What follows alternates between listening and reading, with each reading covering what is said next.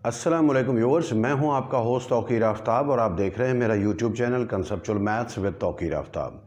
Viewers, 9th class का सिलसिला चल रहा है और हम लोग इस हवाले से चैप्टर नंबर 1, 2, 3, 4, 5, 6, 7 ये कंप्लीट कर चुके हैं और चैप्टर नंबर 8 हमारा स्टार्ट है। मैंने चैप्टर नंबर 8 के हवाले से आपको प्रीवियस वीडियो के अंदर थोड़ा बहुत बताया था कि इस चैप्टर में ज़्यादातर जो है वो शॉर्ट क्वेश्चन और MCQs बनते हैं।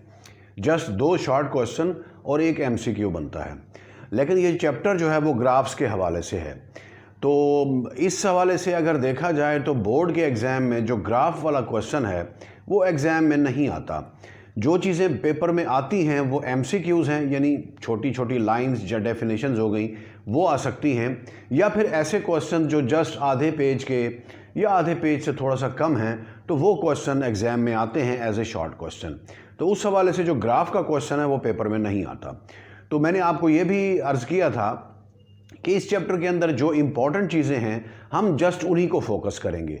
तो एक्सरसाइज 8.1 का मैंने क्वेश्चन नंबर 1 कराया था आप लोगों को, और उस क्वेश्चन के अंदर हम लोगों ने ये देखा था कि कुछ पॉइंट्स हमें दिए हुए थे और we have to find that in which coordinate these points lies, कि ये पॉइंट किन कोऑर्डिनेट्स के अंदर लाई करते हैं। तो वो क्वेश्चन हमने किए थे। तो आज हम थोड़ा सा उस आइडिया को थोड़ा सा एक्सटेंड करते हैं। इसका क्वेश्चन नंबर 3, क्वेश्चन नंबर 2 जो है वो ग्राफ्स के हवाले से है, वो आपने छोड़ देना है। क्वेश्चन नंबर 3 हम लोग कर रहे हैं। इसके अंदर लिखा है are the following lines parallel to X axis, number 2 parallel to Y axis, कि नीचे हमें कुछ लाइंस दी हुई हैं।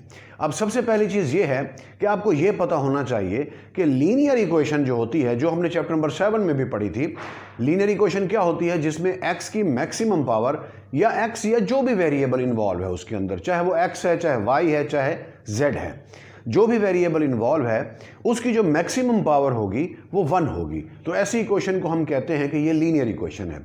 और ये चीज़ भी जहन में रखिए कि जब भी हम किसी लीनियर इक्वेशन का ग्राफ ड्रा करते हैं तो उसकी जो हमारे पास जो ग्राफ ड्रा होता है वो हमेशा एक स्ट्रेट लाइन होगी, वो सीधी लाइन होगी विदाउट एनी बेंड।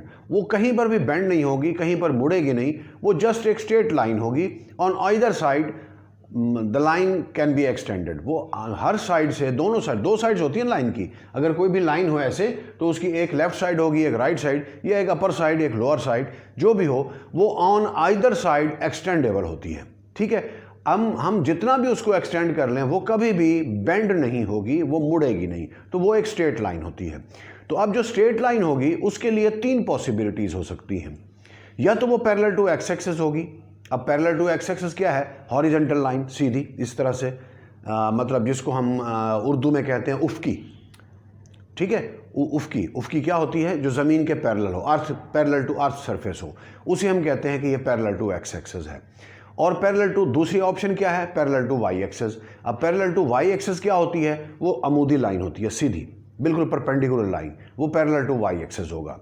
इसी तरह से जो थर्ड ऑप्शन बनती है वो ये होती है कि वो लाइन ना तो पैरेलल टू एक्स एक्सिस होगी और ना ही पैरेलल टू वाई एक्सिस होगी। इसका मतलब वो एक इंक्लाइंड लाइन होगी, वो एक तिरछी लाइन होगी। इस तरह भी हो सकती है, इस तरह भी हो सकती है। ठीक है, तो वो किसी साइड पर भी हो सकती है, मतलब लेकिन वो होगी तिरछी, वो ना ही पैरेलल टू एक्स एक्सिस होगी और ना ही पैरेलल टू वाई एक्सिस होगी। तो इस क्वेश्चन के अंदर हमने यही बताना है।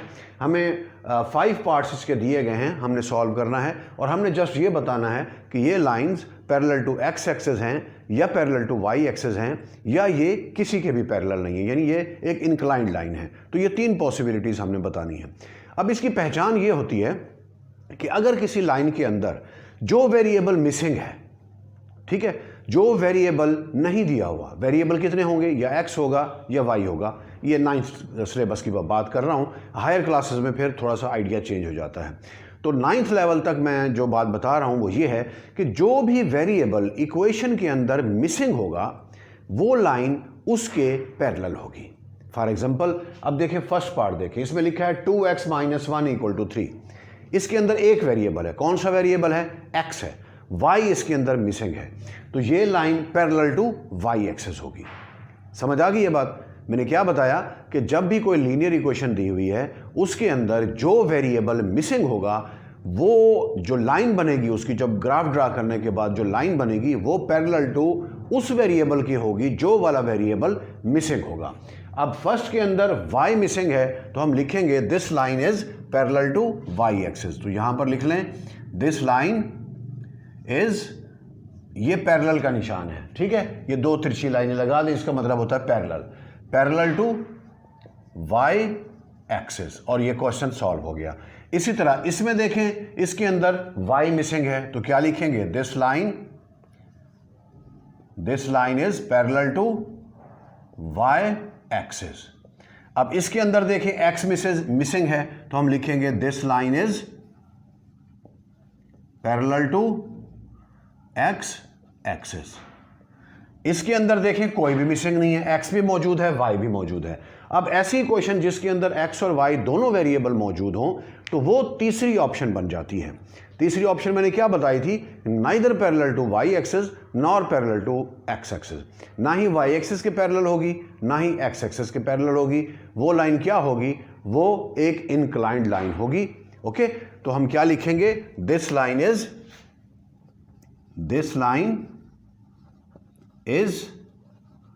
Neither parallel to x axis nor parallel to y axis.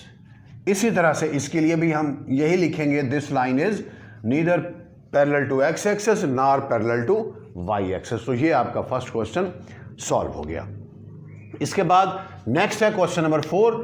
इसके अंदर लिखा हुआ है find the value of m and c bye expressing the following lines. ये जो जितनी भी लाइंस हैं इनको इस इक्वेशन की फॉर्म में एक्सप्रेस करने के बाद हमने m और c की वैल्यूज फाइंड करनी है। सबसे पहले आपको यह पता होना चाहिए कि what is m and what is c। अब बेसिकली इसका जो m और c का जो आइडिया है ये सेकेंड ईयर क्लास के अंदर है। यहाँ पर जस्ट इसको इंट्रोड्यूस किया गया है कि what is m what is c। m basically ये ग्रेडियंट होता है या हम इसको स्लोप भी कहते हैं, ठीक है, ग्रेडियंट या स्लोप। और अपना ग्रेडियंट का भी एक फार्मूला है, स्लोप भी हम स्लोप या ग्रेडियंट एक ही चीज़ है, इसका भी एक फार्मूला होता है। इसी तरह से जो ये c है ये होता है y intercept. y intercept means कि जो भी आपके पास लाइन इक्वेशन दी गई है जब उसे हम ग्राफिकली ड्रा करेंगे तो वो y एक्सिस को जहाँ पर भी कट करती है वहाँ से लेकर उस पॉइंट से लेकर ओरिजिन तक का जो डिस्टेंस होगा उसको हम कहते हैं कि ये y इंटरसेप्ट है। इसकी वैल्यू c से डिनोट की जाती है। फॉर एग्जांपल अगर हमारे पास फर्ज कर लें ये एक ग्राफ पेपर है, ये x डैश है और ये y डैश है, यहाँ पर ये 1 है और इधर ये 2 है। अब अगर कोई लाइन है जो कि y एक्सिस को एट 1 इंटरसेप्ट कर रही है या इंटरसेक्ट कर रही है, देन c की वैल्यू क्या होगी, 1 होगी। ओके, मतलब ये जो डिस्टेंस बनता है हमारे पास ये c की वैल्यू होती है, यानी the point eight which the line intersect y axis, from that point the distance from that point two origin is called c, that is y intercept. ये क्या होता है, c से डिनोट किया जाता है और ये y इंटरसेप्ट होता है। अब ये ग्रेडियंट क्या है, m की वैल्यू बेसिकली जो है वो होती है y2 minus y1 divided by x2 minus x1। ये ग्रेडियंट का फार्मूला है या स्लोप का फार्मूला है। इसकी जो डिटेल है ये इंशाल्लाह जो नेक्स्ट क्लास आएगी, अब सेकेंड ईयर क्लास, उसके अंदर डिस्कस करेंगे। अभी आपने याद रखना है कि ये कोई चीज़ है, ठीक है, इसे फ़िलहाल हम नहीं देख रहे, बस इसको यूज़ करेंगे हम। ये क्या है, इसकी डिटेल क्या है, ये फिर जब हायर क्लासेस में आप लोग पहुंचेंगे उस वक्त इसकी डिटेल बयान की जाएगी। एनी हाउ, तो हमने क्या करना है, इन इक्वेशंस को जो 4 ये पार्ट्स मैंने लिखे हैं A B C खुद से ट्राई करना है आपने और E खुद से ट्राई करना है। 2 पार्ट्स A B D और F, मैंने 4 पार्ट्स इसके लिखे हैं। इन चारों को सॉल्व करने के लिए हम क्या करेंगे, जितनी भी ये लाइंस दी गई हैं इनको y is equal to mx plus c की फॉर्म में कन्वर्ट करके m और c की वैल्यूज फाइंड करेंगे। अब देखें, जिस फॉर्म में हमने कन्वर्ट करना है उसमें y सेपरेट है, y अलहदा है और x और कांस्टेंट वो दूसरी साइड पर है। तो इसमें भी ऐसे ही करें कि y को सेपरेट करें। We can write it as 3y is equal to 2x और -1 ये दूसरी साइड पर जाएंगे तो -2x और +1 हो जाएगा। अब देखें y यहाँ पर अकेला है, इसकी कोफिशिएंट 1 है तो इसका भी कोफिशिएंट 1 होना चाहिए। तो क्या करेंगे, इसे 3 से डिवाइड कर दें। We will get y is equal to 2/3x plus 1/3, इसको नाम दे दें नंबर 1। अब लिखें आप y is equal to m x plus c, इसे लिख लें नंबर 2। इन दोनों को अगर कंपेयर किया जाए, comparing 1 and 2, we conclude that m is equal to, m की वैल्यू क्या है, m क्या है, x का कोफिशिएंट है, यहां पर x का कोफिशिएंट क्या है 2/3, सो m इज इक्वल टू 2/3 और c क्या है वो कांस्टेंट है और इस इक्वेशन के अंदर कांस्टेंट क्या है 1/3। तो these two are our answers, ये दो हमारे आंसर्स हैं। इसी तरह से इस पार्ट में देखिए y को, व्यूअर्स ये एक छोटी सी मिस्टेक हो गई है, जब ये कंपेयर किया था तो y इज इक्वल टू ये नेगेटिव था -2/3, तो ये ख्याल कीजिएगा मैंने लेक्चर के दौरान ये स्किप हो गया था, तो मैंने एंड में जाके जब व्यू किया, इसे चेकआउट किया तो यहाँ पे नेगेटिव आता है, लिहाजा ये भी नेगेटिव होगा। तो जब आप इसे नोट करें तो ये नेगेटिव साइन आपने ज़हन में रखना है।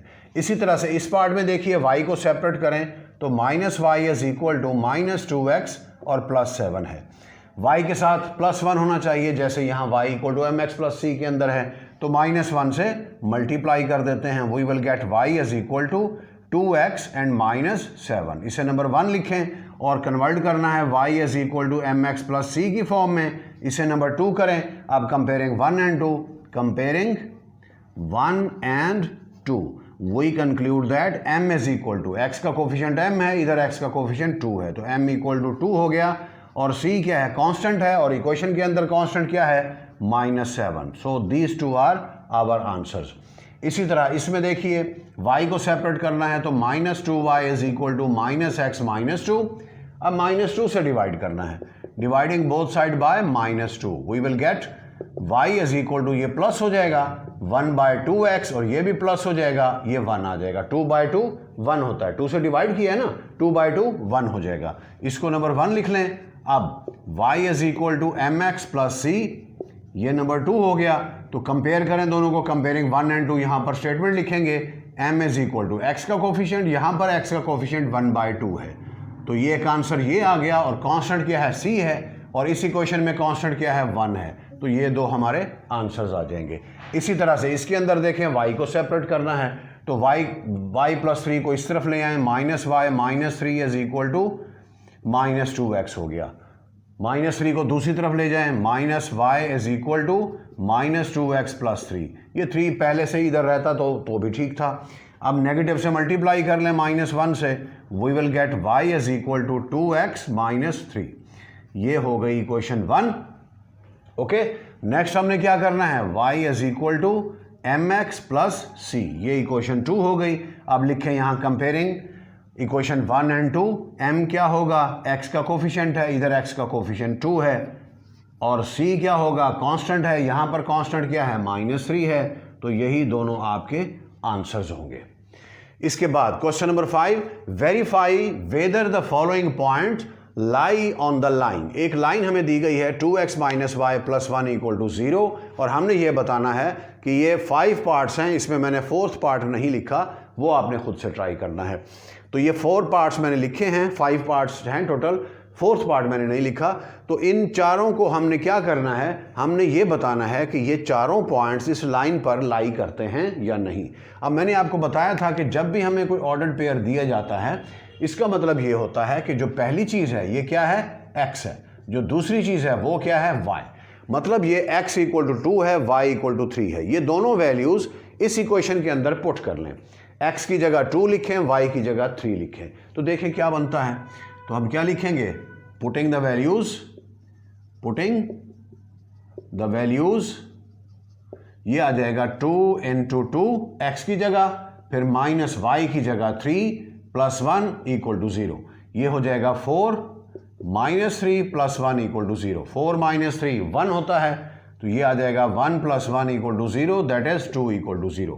क्या 2 0 के इक्वल होता है, नहीं होता, तो इसका मतलब ये वाला जो पॉइंट है ये इस इक्वेशन को सेटिस्फाई नहीं कर रहा या इस लाइन को सेटिस्फाई नहीं कर रहा। इसका मतलब ये होगा कि ये पॉइंट इस इक्वेशन पर लाई नहीं करता या इस लाइन पर लाई नहीं करता। तो हम लिखेंगे सो 2 व 3 do not lie on the given line. ये आपका क्वेश्चन सॉल्व हो गया। इसी तरह सेकंड पार्ट में देखें, x की वैल्यू 0 है, y की वैल्यू 0 है, तो पुट कर दें, ये आ जाएगा। यहाँ लिखेंगे पुटिंग द वैल्यूज, जो मैंने यहाँ लिखा है इधर, putting the values 2 multiply by 0 minus 0 plus 1 equal to 0। अब ये 2 इंटू 0 0 हो गया, 0 minus 0 plus 1 equal to 0, 0 minus 0 0 होता है, ये आ जाएगा 1 इक्वल टू 0। क्या 1 0 के इक्वल होता है? बिल्कुल नहीं होता। तो हम लिखेंगे सो 0 व 0 do not lie on the given line. ये सॉल्व हो गया। इसी तरह इसको सॉल्व करें। अब x की वैल्यू -1 है, y की वैल्यू 1 है, पुट कर लें। 2 इंटू -1 माइनस y की वैल्यू 1 है प्लस 1 इक्वल टू 0। ये दोनों कैंसिल हो गए, तो क्या बनेगा? -2 इक्वल टू 0। -2 0 के इक्वल होता है? बिल्कुल नहीं होता। तो हम लिखेंगे सो -1 व 1 do not lie on the given line, और ये सॉल्व हो गया। इसी तरह इसको देखिए, 5 3 x की वैल्यू 5 है, y की वैल्यू 3 है, तो पुट कर लें। 2 into 5 minus 3 plus 1 equal to 0। 2 5 are 10, minus 3 plus 2 -2 होगा इक्वल टू 0। ये आ जाएगा 8 इक्वल टू 0। क्या 8 0 के इक्वल होता है? बिल्कुल नहीं होता। तो हम लिखेंगे सो 5 व 3 do not lie on the line. ये क्वेश्चन सॉल्व हो गया। आई थिंक ये चीज़ें आप लोगों को समझ आ गई होंगी। तो व्यूअर्स, अगर आपने इसको नोट करना है, मैं स्क्रीन से हट रहा हूं, वीडियो को पॉज करके इसे नोट कर लीजिए।